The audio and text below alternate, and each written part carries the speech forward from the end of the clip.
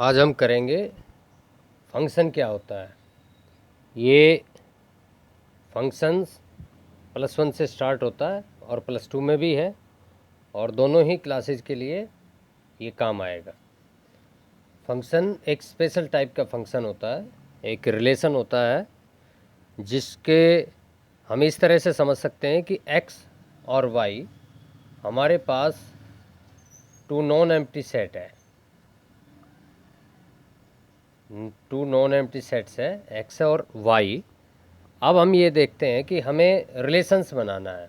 तो फंक्शन क्या होता है कि एक स्पेशल टाइप का रिलेशन होता है, और x और y के जितने भी रिलेशंस होते हैं, सपोज दैट हम x में सपोज दैट हम ले लेते हैं a और b, हमारे पास 2 एलिमेंट्स है, और y के अंदर हमने ले लिए 1 और 2, मान लो इस तरह से। तो x और रिलेटेड टू y, इसको हम किस तरह से डिनोट करते हैं कि x, और इस तरह से हम लिखेंगे कि इसको क्रॉस करके लिखते हैं x क्रॉस y। तो यहाँ पर हमें ऑर्डर पेयर बनाने होते हैं, जैसे हमने रिलेशंस के अंदर पढ़ा है, ऑर्डर पेयर हमें बनाने होंगे। तो ऑर्डर पेयर्स की फॉर्म में आप देखोगे कि a से b, तो a x का a एलिमेंट 1 और 2 के साथ रिलेटेड, और x का सेकेंड एलिमेंट b y के दोनों एलिमेंट्स के साथ रिलेटेड। तो यहाँ ऑर्डर पेयर आपके क्या बनेंगे, तो इस तरह से हम ऑर्डर पेयर की फॉर्म में लिखेंगे a का 1 के साथ रिलेशन a1, और a का 2 के साथ रिलेशन a2, इस तरह से b1 और b2। अब यहाँ हमें ये देखना है कि x और y, ये हमारा कार्टेशियन प्रोडक्ट हम इसको बोलते हैं, कार्टेशियन प्रोडक्ट है ये x क्रॉस y, कि every element of x is related to every element of y, इसको x क्रॉस y लिखते हैं। इस तरह से ऑर्डर पेयर हम निकालते हैं। तो हमें, क्योंकि हम फंक्शन पढ़ रहे हैं, तो function is the special type of the relation. अब कौन सा रिलेशन फंक्शन होगा, कौन सा रिलेशन फंक्शन नहीं होगा, ये हमें समझना है। यही इस फंक्शन के अंदर समझने की जो एक इम्पोर्टेंट बात है वो यही है। अब हम फंक्शन की डेफिनेशन देख लेते हैं। तो फंक्शन की जो डेफिनेशन है उसमें ये है कि हमारे पास 2 नॉन एम्प्टी सेट है x एंड y, और x और y का जो हमने कार्टेशियन प्रोडक्ट लिया था, जैसे ये लिया था x और y, तो x और y का जो कार्टेशियन प्रोडक्ट लिया था उसका कोई भी सबसेट, मतलब उसके अंदर से कोई भी सबसेट आप ले लो, वो फंक्शन कहा जाएगा। कब कहा जाएगा? फंक्शन x टू y, मतलब x से y का फंक्शन कहा जाएगा। कब कहा जाएगा? इफ़ एंड ओनली इफ़ का मतलब होता है एक तरह से वाइस वर्सा की कंडीशन में होता है कि अगर फंक्शन है तो ये कंडीशन होगी, और ये कंडीशन है तो वो फंक्शन होगा। तो उस समय यहाँ इफ़ एंड ओनली इफ़, इसको IFF को बोलते हैं, इफ़ एंड ओनली इफ़। अब हमें ये देखना है कि x जो है वो x के अंदर है, कैपिटल X के अंदर, मतलब x के अंदर हमारे पास 2 एलिमेंट्स थे a एंड b। तो x के हर एलिमेंट के लिए y के अंदर एक यूनिक एलिमेंट होगा, एक यूनिक इमेज होगी। इमेज आगे चल के बताएंगे क्या होती है। एक यूनिक रिलेशन आएगा, मतलब x का हर एलिमेंट y के एलिमेंट से रिलेटेड है, लेकिन वो जो रिलेशन है वो एक यूनिक रिलेशन है। इसका मतलब ये है कि x का एक एलिमेंट y के किसी 2 एलिमेंट से रिलेटेड नहीं है, x का एक एलिमेंट एक से ही रिलेटेड है। और एक बात और भी है कि x के हर एलिमेंट y के किसी न किसी एलिमेंट से रिलेटेड होना चाहिए। तो इसमें हमारे पास 2 कंडीशन होती है। एक कंडीशन तो ये होती है कि every element of x, every element of x के ईच एलिमेंट के लिए there exist y of the element of capital Y। यहाँ इस तरह से जब आप लिखोगे तो ये आएगा कि XY जो ऑर्डर पेयर बनेगा वो आपका एक फंक्शन का एलिमेंट होगा। और दूसरी कंडीशन ये होगी कि हमारे जितने भी ऑर्डर पेयर फंक्शन के अंदर हैं,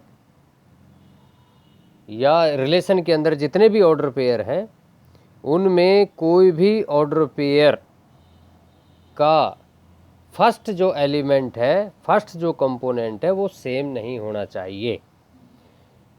नो, जो सेकंड कंडीशन है, no two different elements different order pair,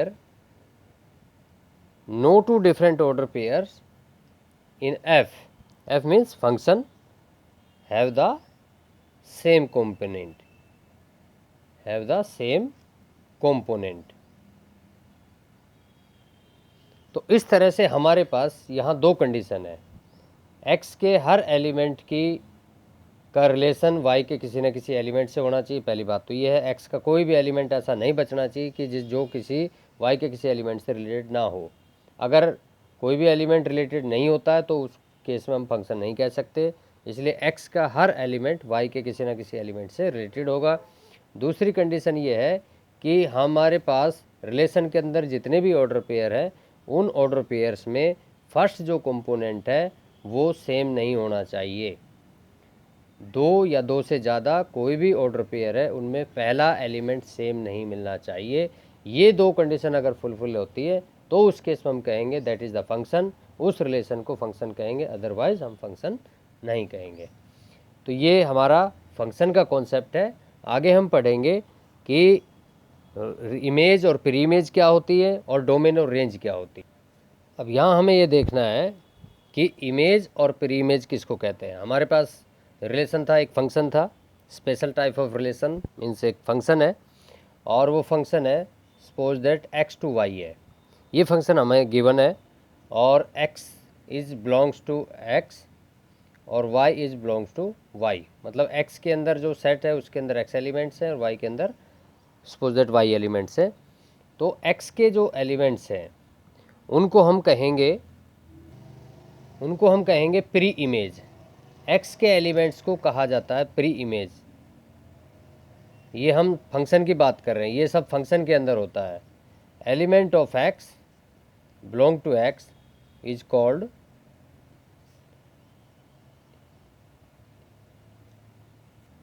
pre image और y के अंदर जितने भी एलिमेंट हैं उनको हम कहते हैं image. Element of y belong to capital Y is called image. तो यहाँ इस तरह से हम देखेंगे कि इमेज और प्री इमेज। सपोज दैट हमारे फंक्शन के अंदर मान लो इस तरह से एक ऑर्डर पेयर दिया हुआ है कि x और y, मान लो ये ऑर्डर पेयर हमारी फंक्शन के अंदर है। तो इस ऑर्डर पेयर में हम क्या कहेंगे, x क्या है, x is the pre image और y इज़ द इमेज। इस तरह से हम इसको समझ सकते हैं। और एक बात और है, प्री इमेज को इन्वर्स इमेज भी बोला जाता है। कई जगह बुक्स में आप देखोगे उसको प्री इमेज कई बार बुक्स में लिख देते हैं, तो ये भी एक बात ध्यान रखने की है। अब है डोमेन एंड रेंज। हमारे पास कोई भी फंक्शन है, suppose that function is x to y। तो ये इस फंक्शन के अंदर जो डोमेन की जो बात होती है, x का जो एलिमेंट होता है, x के अंदर जितने भी एलिमेंट्स हैं उन सभी को हम डोमेन बोलते हैं। और फंक्शन के अंदर x जिस जिस एलिमेंट से रिलेटेड है वो सभी जो एलिमेंट्स y के अंदर आपको मिलेंगे, उन सभी एलिमेंट्स को लेकर जो सेट बनेगा वो सेट हमारा रेंज होता है। मतलब x का हर एलिमेंट डोमेन के अंदर मिलेगा, तो इसका मतलब x एक सेट है, उस सेट को हम डोमेन कह सकते हैं और डोमेन ऑफ द फंक्शन। और रेंज का मतलब है कि x का एलिमेंट, x का जो एलिमेंट्स y के जिस एलिमेंट से रिलेटेड है, y के वो ही एलिमेंट रेंज के अंदर आएंगे जो x के एलिमेंट से रिलेटेड है। y के अंदर बहुत सारे एलिमेंट्स हो सकते हैं जो x के एलिमेंट से रिलेटेड नहीं है, उस केस में हम कहेंगे कि वो एलिमेंट्स जो रिलेटेड नहीं वो रेंज के अंदर नहीं आ सकते। इसमें एक चीज़ और होती है कि x का मतलब तो होता है डोमेन, और रेंज आपको बता दिया, और y के ईच एलिमेंट्स को लेकर जो सेट बनेगा उसको हम कहेंगे कोडोमेन। मतलब कोडोमेन में y का हर एलिमेंट होगा और x के अंदर डोमेन के अंदर x का हर एलिमेंट होगा। लेकिन रेंज की जो बात है, रेंज के अंदर वही एलिमेंट आएगा, रेंज जो सेट है वही एलिमेंट आएगा जो x के एलिमेंट से रिलेटेड है। अगर जो एलिमेंट, जो कंपोनेंट या जो y का एलिमेंट x के एलिमेंट से रिलेटेड नहीं है, उसको हम रेंज के अंदर नहीं ले सकते, वो कोडोमेन में रहेगा।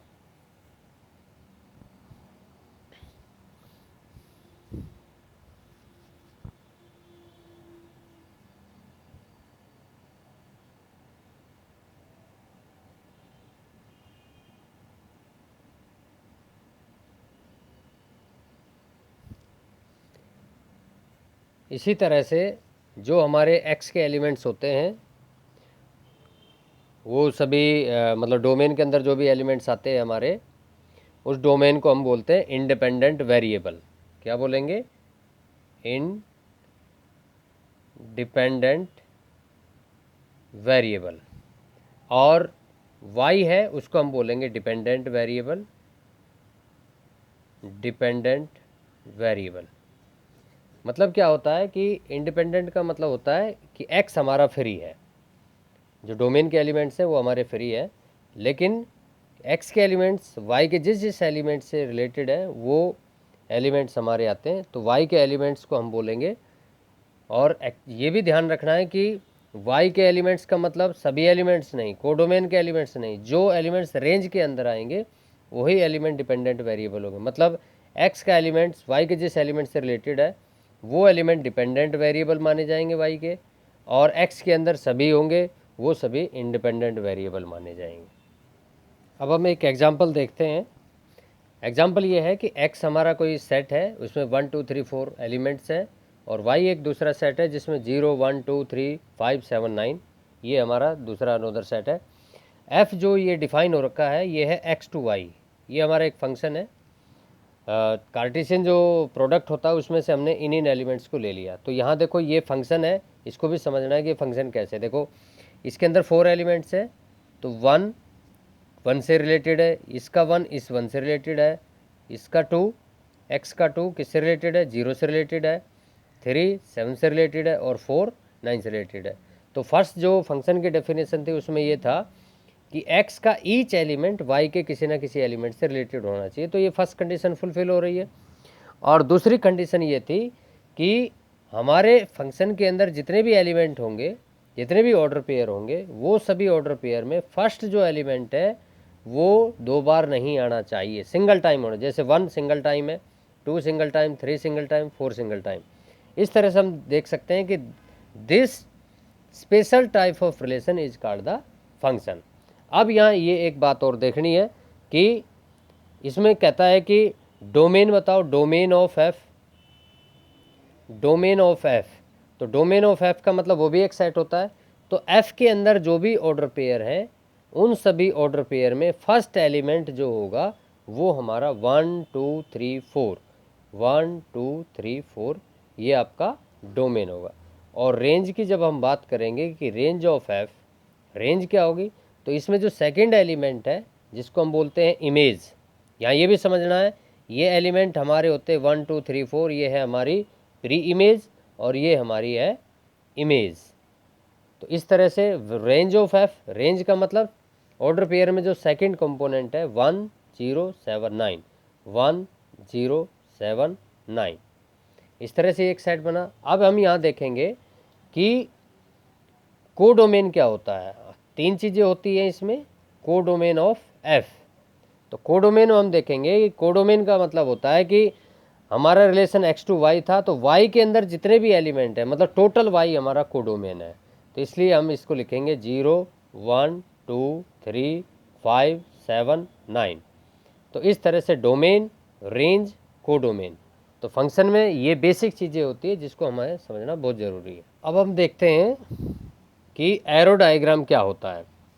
एक्चुअल में फंक्शन को समझने के लिए एरो डायग्राम हमारा एक इम्पोर्टेंट पार्ट है, जिससे जो डेफिनेशन को समझने में अगर कुछ कन्फ्यूज़न होता है तो कन्फ्यूज़न डेफिनेटली दूर हो जाता है। तो एरो डायग्राम को भी अच्छे से समझना चाहिए कि हमारे पास एक सेट है x और दूसरा एक सेट है y, और हम ये मान के चलते हैं, सपोज एरो डायग्राम क्या होता है। एरो डायग्राम में हम इस तरह से इसको शो करते हैं ये x हमारा है और ये हमारा y, x और y, x के अंदर है हमारे p, q, r, s और इसके अंदर है a, b, c, d, e, ये है x एंड y। अब हम सपोज दैट इस तरह से मान लेते हैं कि ये p a के साथ रिलेटेड है और q b के साथ रिलेटेड है। जस्ट हम ये मान के चल रहे हैं कि कोई ना कोई एलिमेंट किसी न किसी एलिमेंट से रिलेटेड है। मान लो r d के साथ रिलेटेड है, s है जो e के साथ रिलेटेड है। इस तरह से मान लो हमने एक रिलेशन निकाल लिया कि p a से रिलेटेड, q b से रिलेटेड, r d से रिलेटेड और s e से रिलेटेड। अब यहाँ ये हम समझेंगे कि क्या ये फंक्शन है या नहीं है।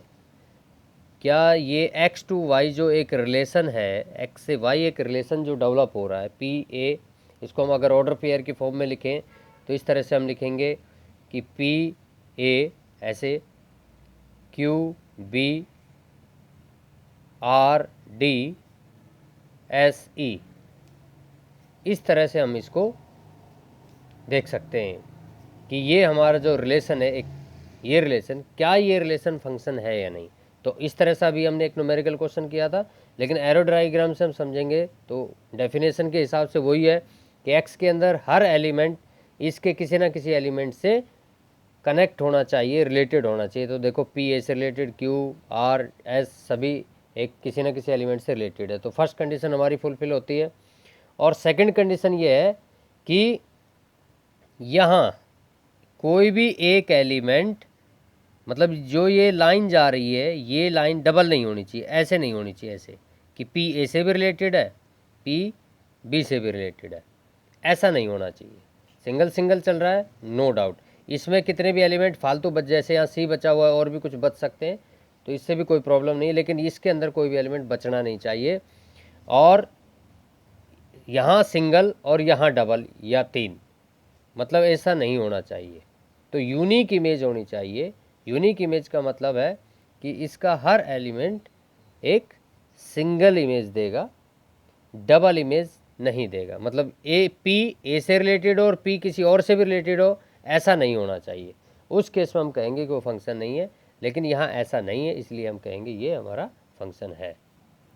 अब हम देखते हैं कि किस केस में मान लो फंक्शन नहीं है। जैसे सपोज दैट एक्स, इसी क्वेश्चन को दोबारा से एरो डायग्राम हम डिनोट करते हैं, और y ये हमारा सपोज द रिलेशन है a b c d e। अब देखो मान लो p a से रिलेटेड है, p सपोज दैट e से भी रिलेटेड है, q b से रिलेटेड हमने किया, r को इससे किया, ठीक है, और s को d से किया। अब हम यहाँ देखेंगे कि रिलेशन तो है ये p a, ये सभी रिलेशन तो है। रिलेशन क्या है इस केस में कि p a, p e, q b, r c और s d, ये रिलेशन तो है। रिलेशन तो हम इसको कहेंगे, लेकिन क्या फंक्शन कहेंगे? तो इसमें हम देखेंगे क्या इसके हर एलिमेंट की इमेज इसमें है, हर एलिमेंट उससे कनेक्टेड है। कनेक्टेड तो है, p q r s सभी कनेक्टेड है, कोई भी एलिमेंट इसमें ऐसा नहीं है जो कनेक्टेड ना हो। तो फर्स्ट कंडीशन फुलफिल हो रही है। अब हम देखें क्या सेकंड कंडीशन फुलफिल होती है। तो उसको समझने के लिए क्या है, क्या ये देखेंगे s की कितनी इमेज है, अकेले एक ही एलिमेंट से कनेक्ट है, r एक ही एलिमेंट से कनेक्टेड है, q एक ही एलिमेंट से कनेक्ट, लेकिन p a से भी कनेक्टेड है और e से भी कनेक्टेड है। यहाँ देखेंगे p a और e दोनों से कनेक्टेड है, रिलेटेड है। तो जो सेकंड कंडीशन थी वो ये थी कि फर्स्ट एलिमेंट किसी भी ऑर्डर पेयर में एक से ज़्यादा बार रिपीट नहीं होना चाहिए।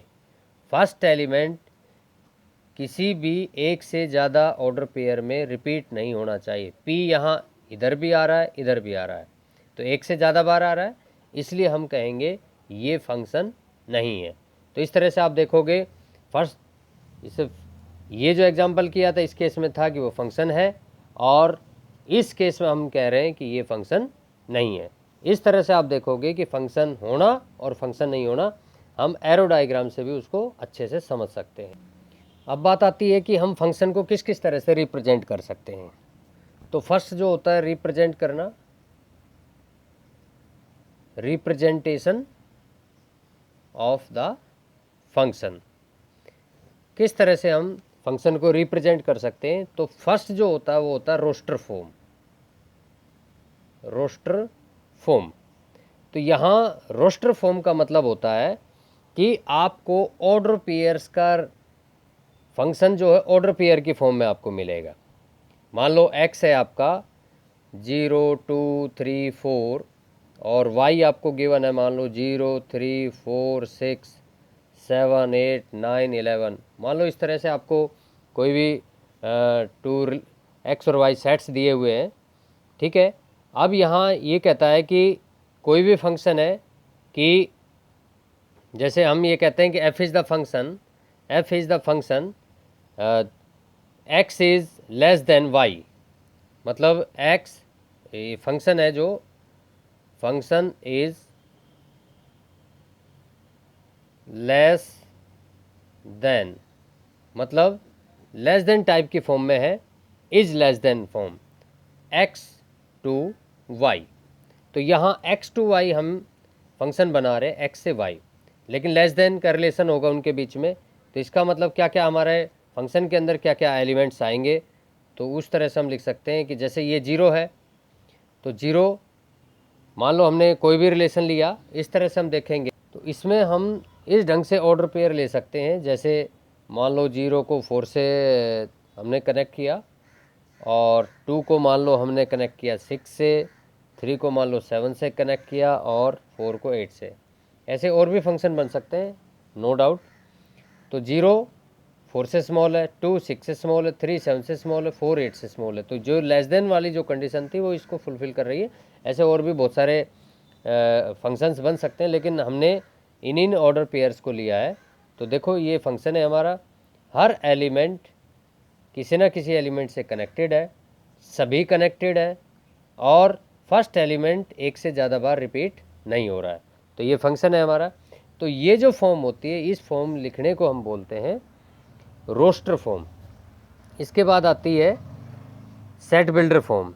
सेट बिल्डर फॉर्म में हम किस ढंग से लिखते हैं? जैसे मान लो क्वेश्चन यही है, x और y हमें गिवन है, ठीक है, और x और y गिवन है, तो उसमें इस तरह से हम इसको लिखेंगे कि फंक्शन सच दैट, इसको सेट की फॉर्म में लिखेंगे x y, x ये हमारा डोमेन है और ये हमारा रेंज का एलिमेंट है, कोडोमेन का एलिमेंट है जो रेंज के अंदर आएगा।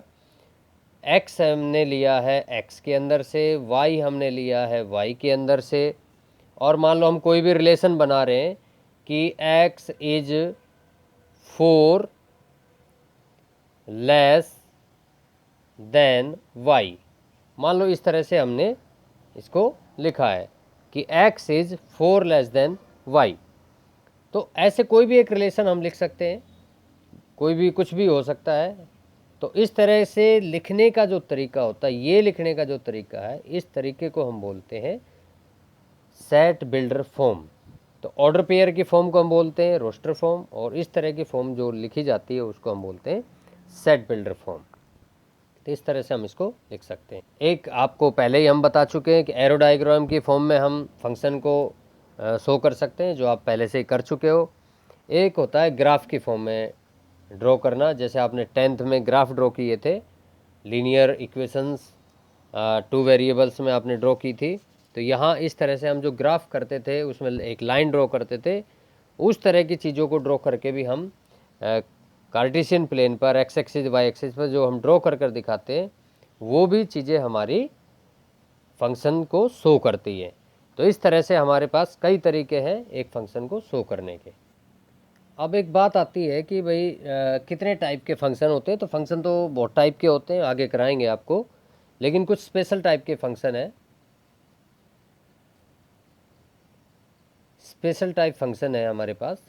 एक फंक्शन होता है रियल वैल्यूड, जस्ट इसको समझने की ज़रूरत है।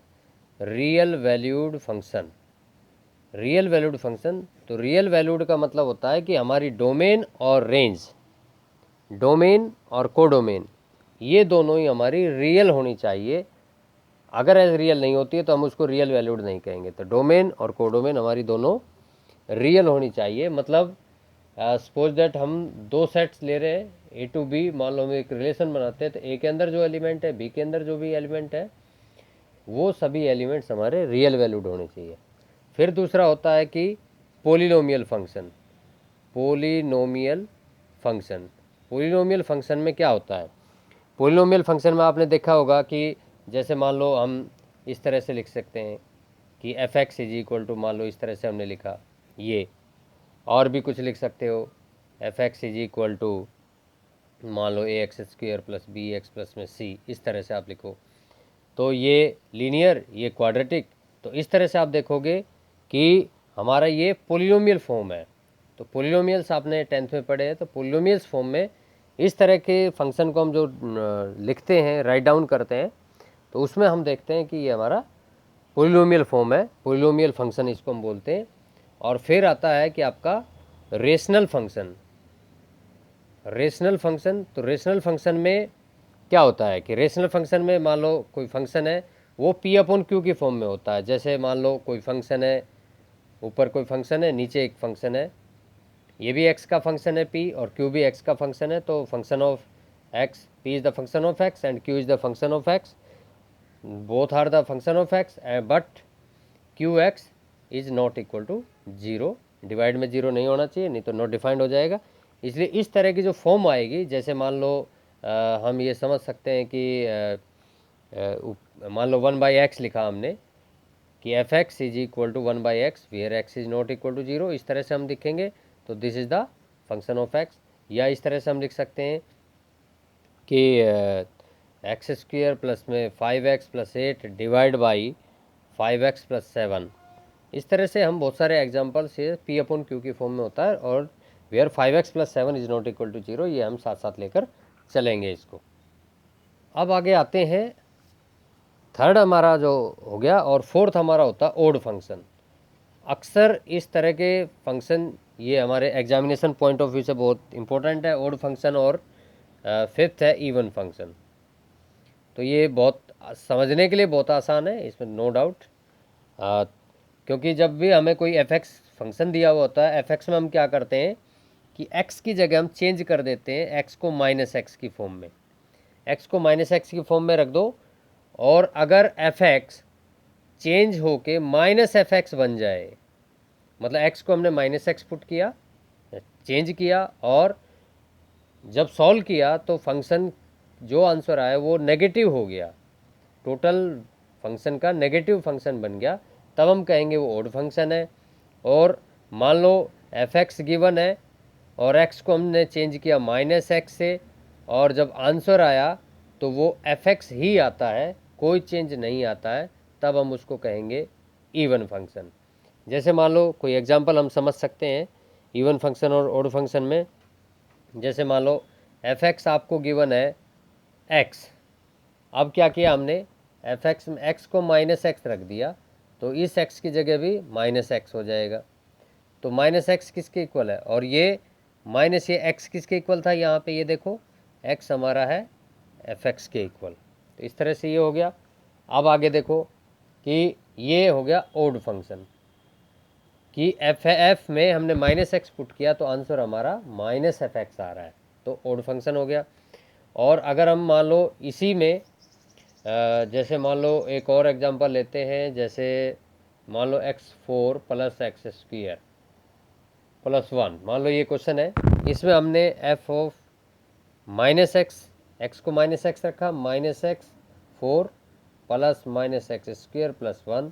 तो इसको जब हम सॉल्व करेंगे तो ये आएगा x4 plus x square plus 1।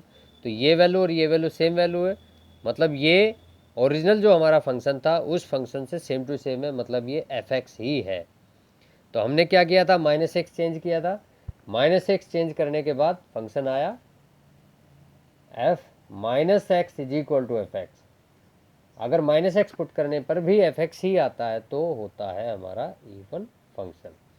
तो आज के लिए हमारी ये क्लास यहाँ ख़त्म होती है। कल हम करेंगे some important function and their graphs. ये अलग अलग जो इम्पोर्टेंट फंक्शंस हैं और जो बहुत ही इम्पोर्टेंट है +1 और +2 दोनों में, वो हम करेंगे अगले वीडियो में।